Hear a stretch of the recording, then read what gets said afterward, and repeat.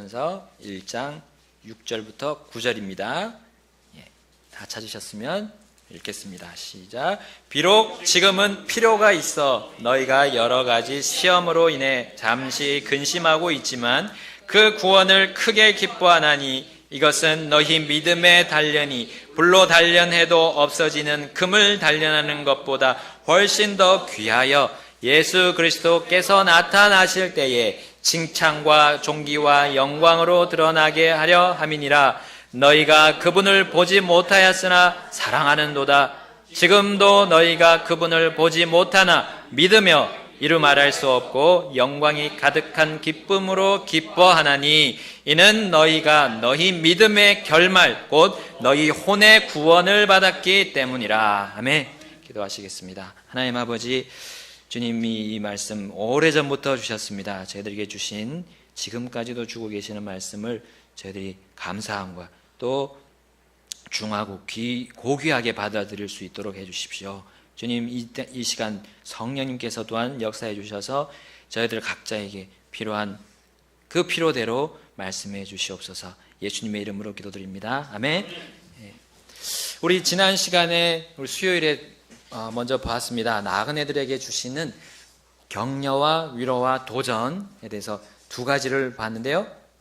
첫 번째는 나그네들은 하나님의 권능으로 보호받고 있다. 그 다음에 두 번째로는 나그네들은 잠시 여러 가지 시험을 받고 있는 중이지만 그 구원을 크게 기뻐하라 라고 주님이 말씀해 주셨습니다. 격려와 위로와 도전까지도 됩니다. 도전은 우리가 잘 이해가 되지 않지만 하나님께서 일깨워 주시는 메시지가 도전입니다. 자, 세 번째, 하나님이 나그네들에게 주시는 격려와 위로와 도전. 오늘 본문의 6절 말씀처럼 지난 시간으로 봤지만 지난 시간에는 시험, 잠시 받는 시험에 중점을 뒀다면 이번에는 나그네들은 필요가 있어 여러 가지 시험을 받고 있는 중이지만 그 구원을 크게 기뻐하라 라는 메시지입니다.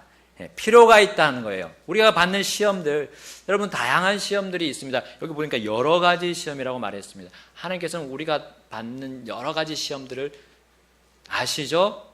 사람들, 우리 지금 사람들하고 관계하는 사람들만 해도 여러분 아닙니까? 여러분들, 여러분들입니다. 여러 가지 시험이 사람들로부터 올 수 있고요. 또 나의 하고 있는 일이 같은 일이지만 매일마다 또 새롭게 여러 가지로 이렇게 바뀌어지기도 합니다. 우리 또 학생들은 공부들이 계속해서 올라가면서 학년이 올라가면서 또 계속된 여러 가지 공부들로 인해서 시험을 받고 있긴 하죠. 자, 이런 여러 가지 시험들은 우리들이 계속 당하고 있습니다. 근데 주님은 그것이 필요하다고 했습니다. 필요 없는 시험은 없다고 했습니다. 당시 베드로를 비롯해서 소아시아 지방 이 나그네들, 믿음의 사람들이 받고 있던 시험은 핍박이었습니다. 핍박. 그들의 믿음에 대한 핍박이었죠. 그 믿음을 저버리라는 그런 핍박이었습니다. 근데 그 시험도 그들은 힘들었지만 필요했다는 거예요. 필요했습니다. 필요 없는 시험이 아니었습니다. 여러분, 이 세상은 편리주의 그리고 효율주의를 지향하고 있습니다.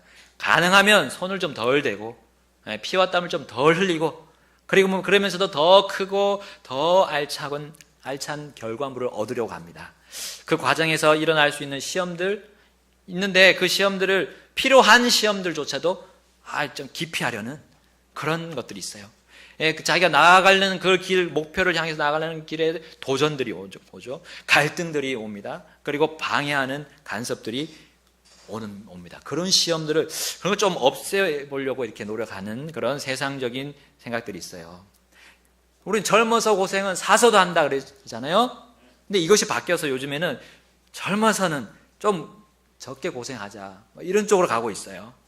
그러나 하나님께서는 시험들을 허락하시고 그 시험이 필요하다고 보십니다. 우리에게 필요하다고 보시는 거예요. 우리는 그 시간에 잘 모릅니다. 그 악한 시험, 악한 조건으로 오는 그 시험들이 그때는 힘들고 이건 좀 피하고 싶다 라고 생각하지만, 이 필요 없다고 생각하지만 하나님은 그 시험이 우리에게 필요하다고 생각하시고 그렇게 우리를 계획하시고 우리 길을, 인생길을 경영하고 계십니다.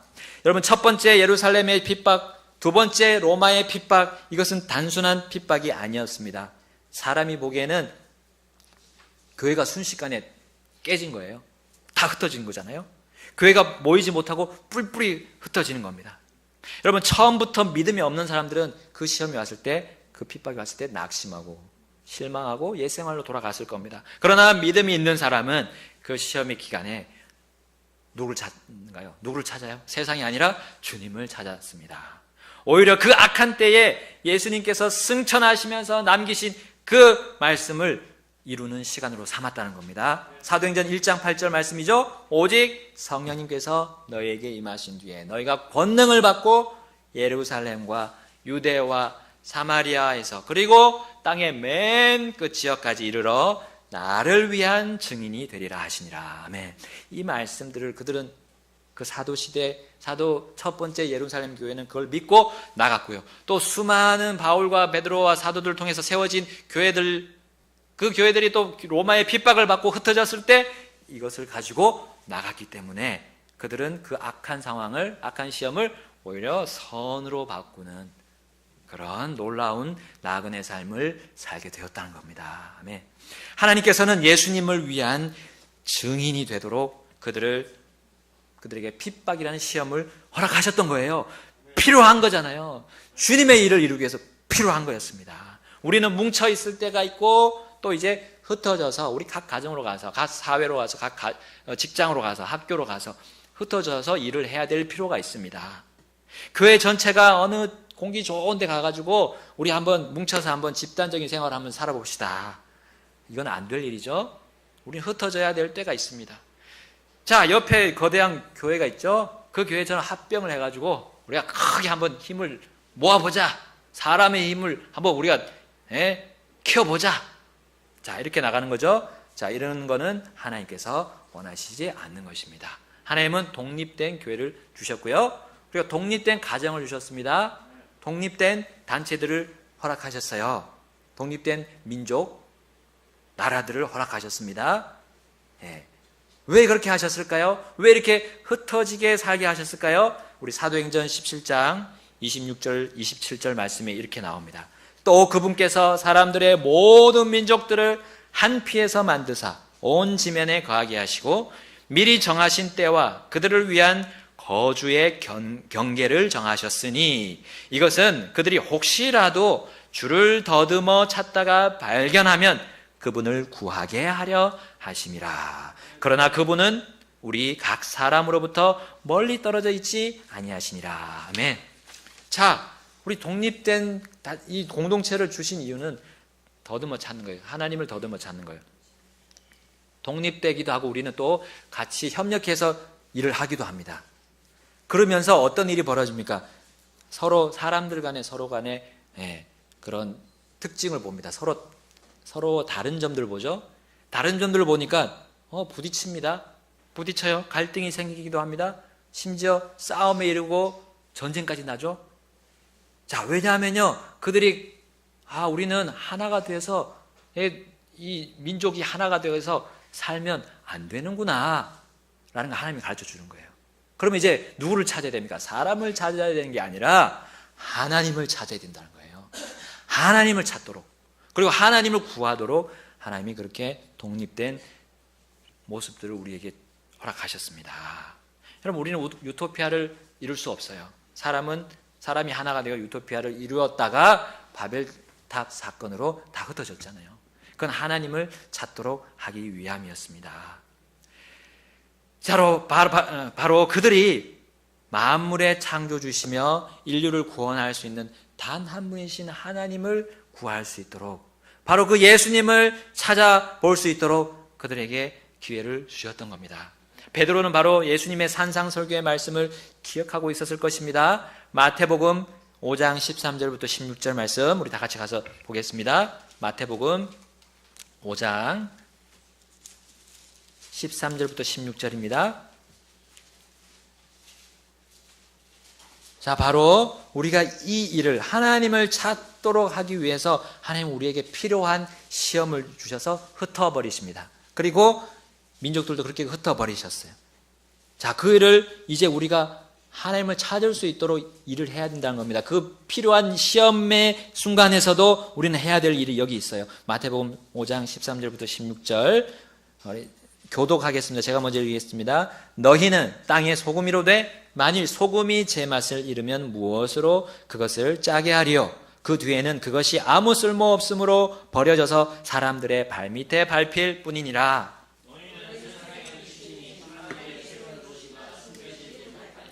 또 사람들이 등잔불을 켜서 통 밑에 두지 아니하고 등잔대 위에 두나니 그리하여야 그것이 집 안에 모든 사람에게 빛을 주느니라.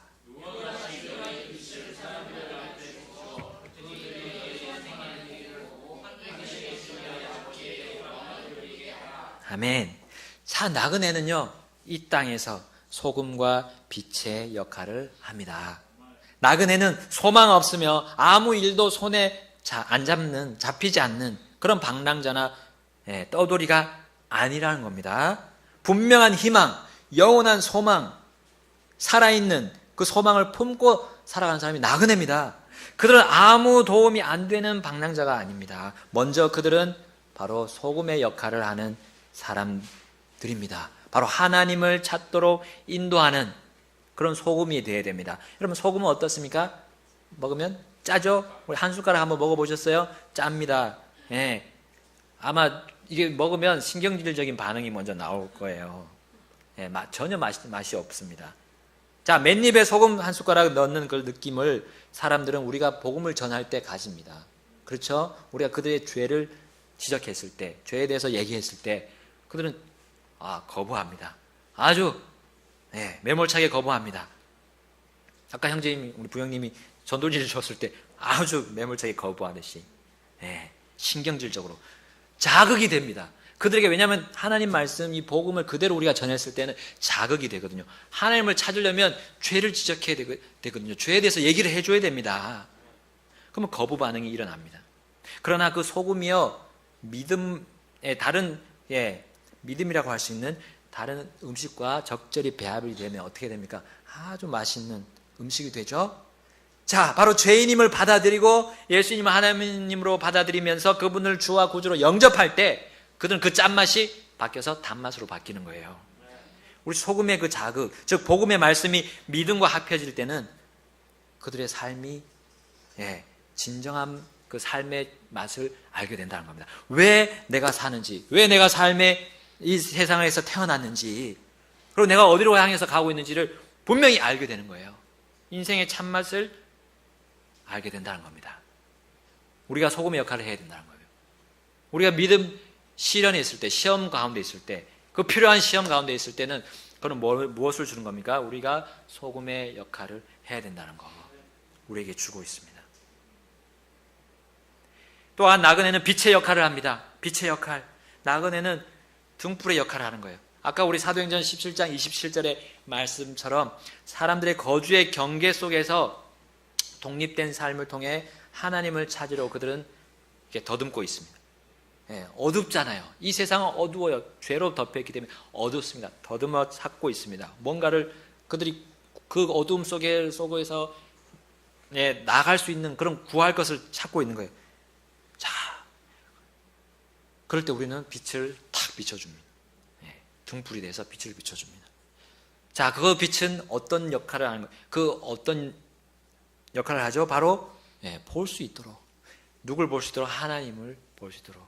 하나님을 막 찾고 발견해야 그들은 그 어둠 속에서 나올 수 있기 때문에, 그의 죄 가운데서 사는 그 모든 것을 청산하고 나오는 힘을 하나님께 받을 수 있기 때문에 우리는 빛의 역할을 합니다. 자, 그 빛의 역할을 우리 아까 나왔죠? 마태복음 5장 16절에 나오죠?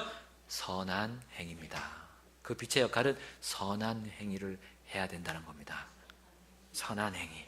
선한 행위는 사람이 보기에 선한 게 아니라 하나님이 보시기에 선한 행위. 이 성경책에 다 기록되어 있습니다. 어떻게 우리가 세상에서 살아야 선한 행위로 하나님이 받아주시는지를 우리는 성경을 통해서 알 수 있습니다. 그것을 보여주면 그들은 빛을 보는 거예요. 어떤 사람은 그 빛을 보니까 눈이 부십니다. 어둠 속에 사는 사람은 처음에 눈이 부셔요. 그리고 그러면서 그 사람이 의롭게 행하는 거에 대해서 막 오히려 손가락질 하기도 하고 그 사람을 모함하기도 하고요. 그런데 어떤 사람은 그 모습을 보고 하나님을 발견합니다. 두 가지 모습이 나옵니다. 자, 나그네는요, 방랑자가 아니고 노숙자가 아닙니다. 하나님을 더듬어 찾건, 또한 자신이 찾고 있는 것이 그 하나님인 것도조차 모르는 사람이건 상관없이 우리 모든 사람에게 하나님을 소개하고 하나님께로 인도해 주고 안내해 주는 나그네라는 사실입니다. 그러므로 이 일을 위해서 하나님이 우리에게 필요한 지금 시험들을 주고 계시다는 겁니다. 베드로전서 1장 6절 말씀합니다. 비록 지금은 필요가 있어 너희가 여러 가지 시험으로 인해 잠시 근심하고 있지만 그 구원을 크게 기뻐하나니. 아멘. 구원을 크게 기뻐한다. 필요한 시험이 뭐하고 관련되어 있습니까? 구원하고 관련되어 있습니다. 구원을 기뻐하려면 어떻게 됩니까? 구원의 복음을 전해야죠. 선한 행위를 내가 사람들에게 보여줘야죠.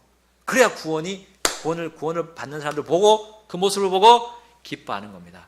혹시 구원 받지 않더라도 내가 전한 그 복음이 전달만 됐다면 난 기뻐하는 겁니다. 그게 또한 내 자신의 구원이 되는 겁니다. 내 삶의 구원요. 이 세상 현재의 삶의 구원. 내가 육신을 이기는 구원. 그렇죠?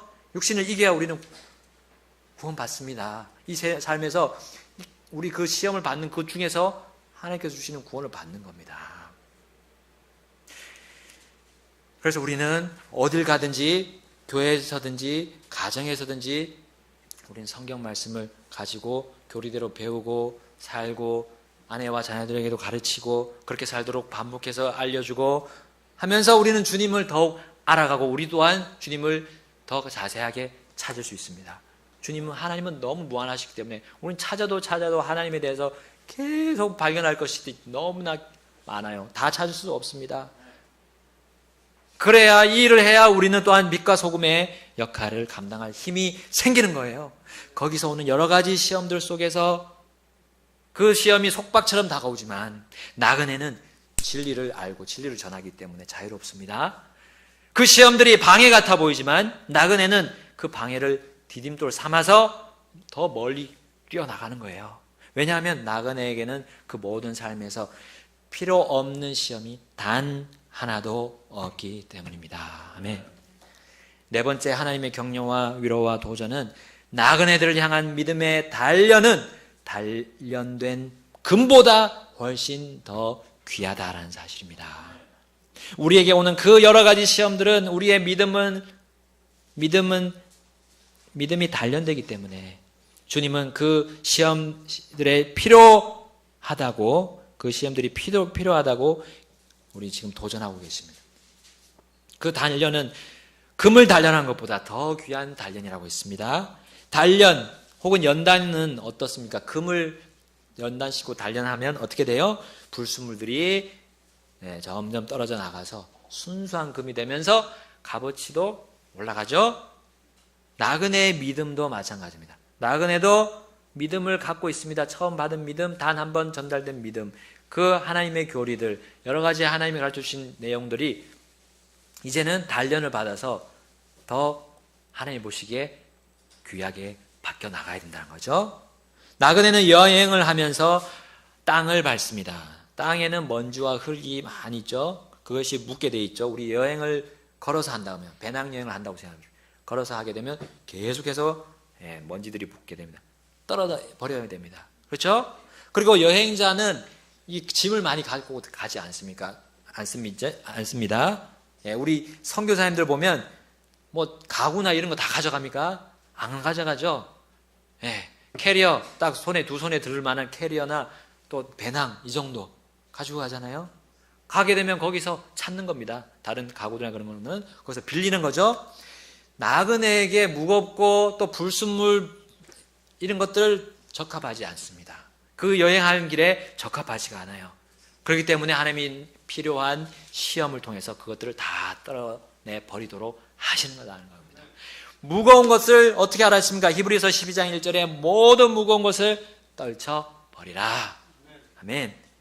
경주자뿐만 아니라요, 여행자도, 긴 여행을 가는 여행자도 마찬가지입니다. 무거운 것들 지면 안 됩니다. 여러분, 저기 접이식 의자 저걸 가져가겠어요? 아니요.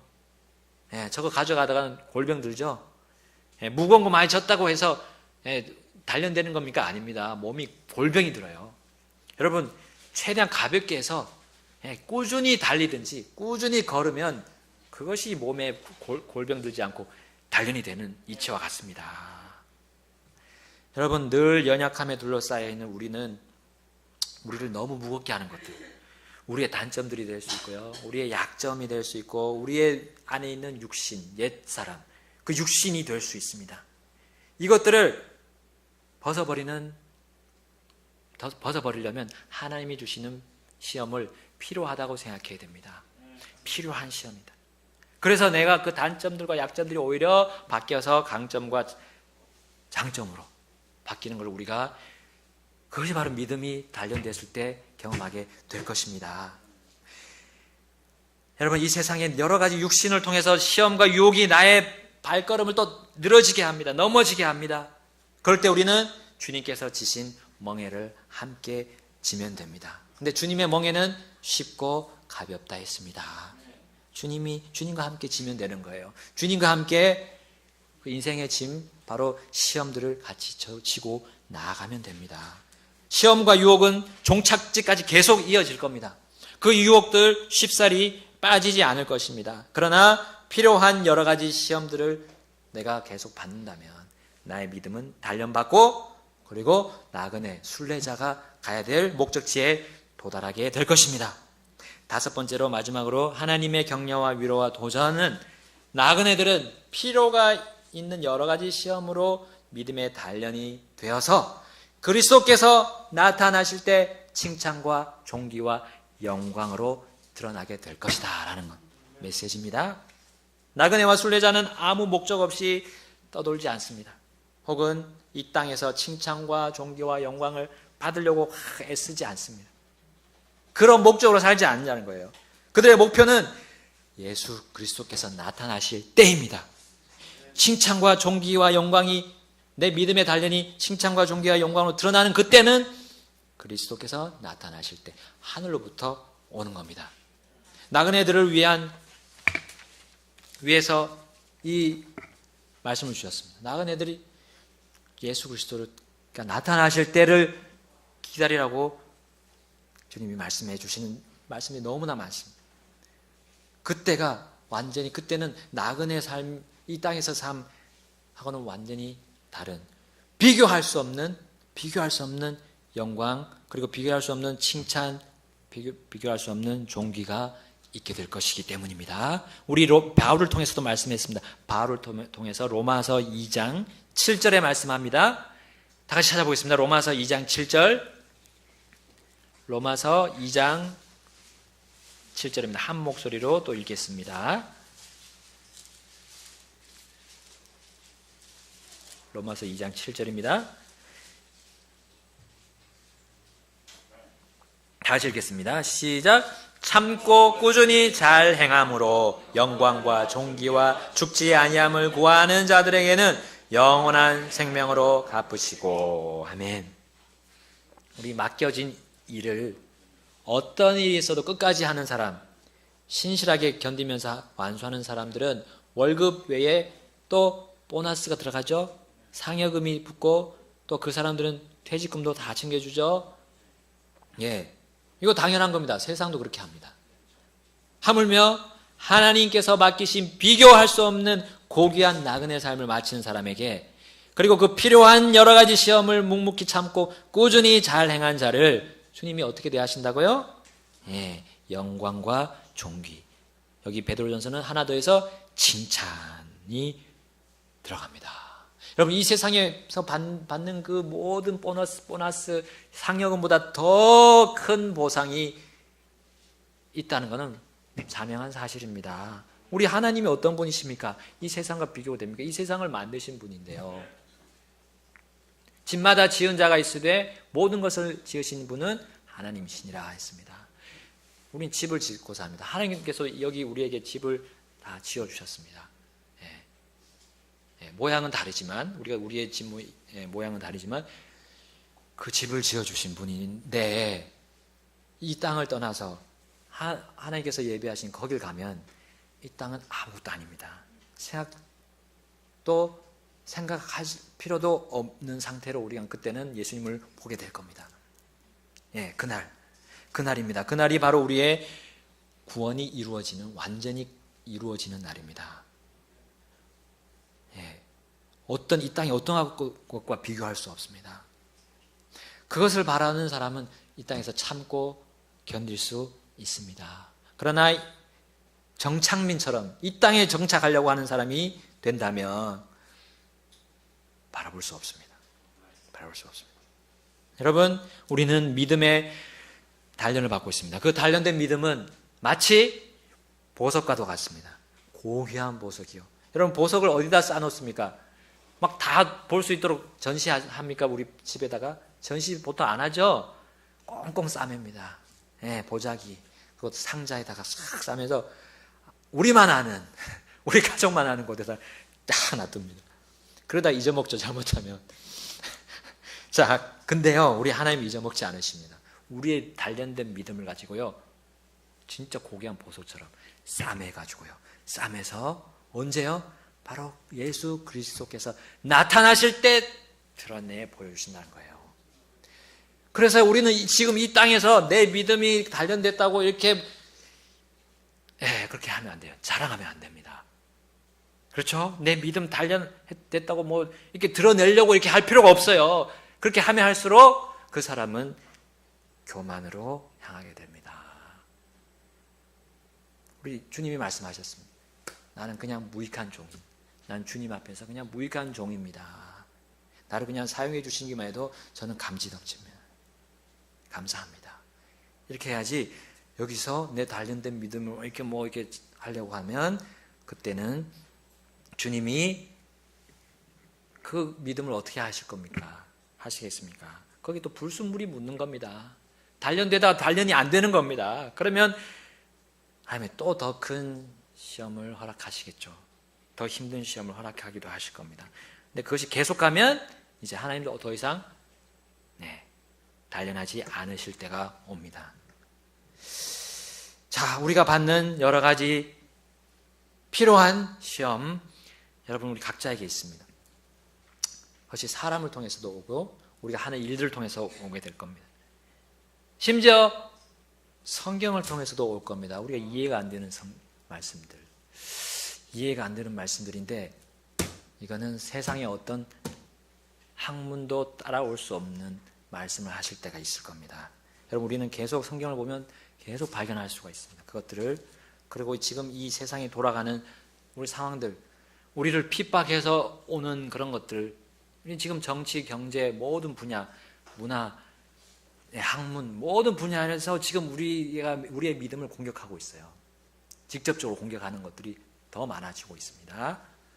그거 사탄이 하는 거잖아요. 사탄이 하는 겁니다. 사탄이 이 세상에 공중의 권세 잡은 통치자이기 때문에 계속해서 그가 가진 가장 큰 무기, 거짓말로 계속 우리를 속이는 것들을 계속해서 화살을 던지고 있습니다. 자, 그 시험들이 우리에게 있습니다. 유혹들이 계속해서 우리에게 있습니다. 어떻게 하겠습니까? 그 시험들 필요한 거라고 있습니다. 필요한 거다. 그리고 받아들이고요. 그 말씀을 받아들이고 우리는 주님께 간구해야 되죠. 주님을 찾아야 됩니다. 주님을 계속해서 알아가야 됩니다. 그럴 때 우리 믿음은 단련이 되고 하나님 그것을 가지고 그 단련된 믿음을 가지고 우리에게 제시해 주실 그때 우리는 기쁨으로 주님을 만나게 될 것입니다. 여러분, 우리는 이 땅의 소속이 아닙니다. 이 땅 소속이 아닙니다. 우리는 하늘이 우리의 소속입니다. 하늘이 우리의 본향입니다. 그리고 이 땅에서 나는 나그네로서 독존할 수가 없어요. 독립된 삶을 살지만 독존할 수 없습니다. 우리 주님과 함께 가야 됩니다. 주님과 함께 동행해야 됩니다. 에녹처럼 주님과 함께 같이 발걸음을 맞추고 가야 됩니다. 언제까지요? 주님이 나타나실 때까지. 주님 말씀하셨습니다. 나의 단련된 믿음 그 자체가 칭찬과 존귀와 영광으로 드러나는 것이다. 나의 본성은, 근데 우리의 본성은 어떻습니까? 칭찬과 존귀와 영광이 될 만한 것이 눈꽃만큼도 없습니다. 우리의 본성은 그렇습니다. 먼지 같은 나에게서 보석과 같이 고귀한 것들이 발견되고 드러날 수 없습니다. 오직 필요가 있어 주신 여러 가지 주님이 허락하신 시험을 받고 단련된 믿음, 그 믿음만이 주님 앞에서 칭찬과 존귀와 영광으로 드러날 것입니다. 내 자신이 드러내는 것이 아닙니다. 내 안에서 단련된 믿음은 고귀하게 드러나게 될 것입니다. 그러므로 나그네 삶을 살고 있는 우리는 주님이 친히 나타나시는 그것에 주목을 해야 됩니다. 그분께서 나타나실 때를 사모해야 됩니다. 그것은 곧 주님을 사랑하는 것과 연관되기 때문입니다. 우리 본문 베드로전서 1장 8절 말씀 보겠습니다. 1장 8절, 베드로전서 1장 8절 같이 읽겠습니다.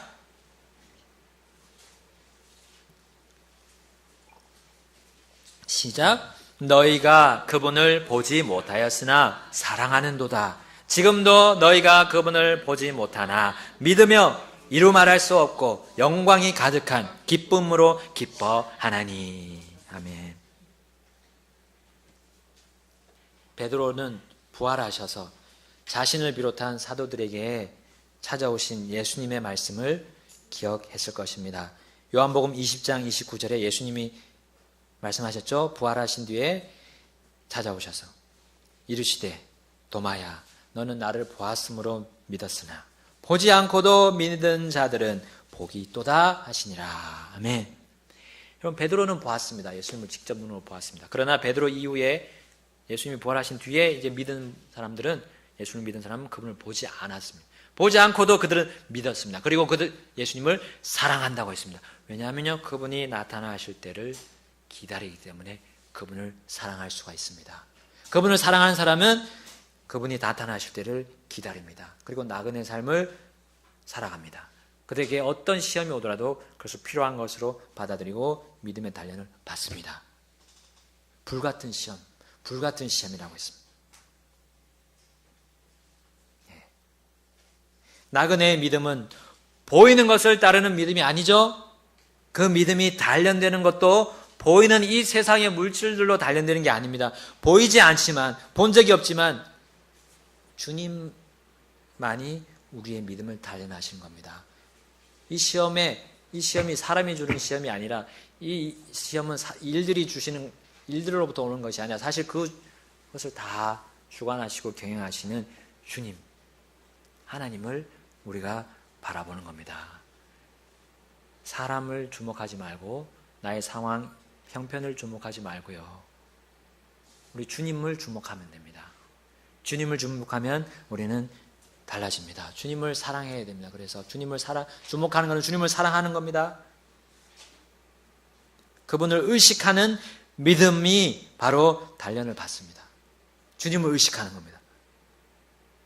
시험을 의식하면 그 시험이 전혀 필요한 것이 아닌데요.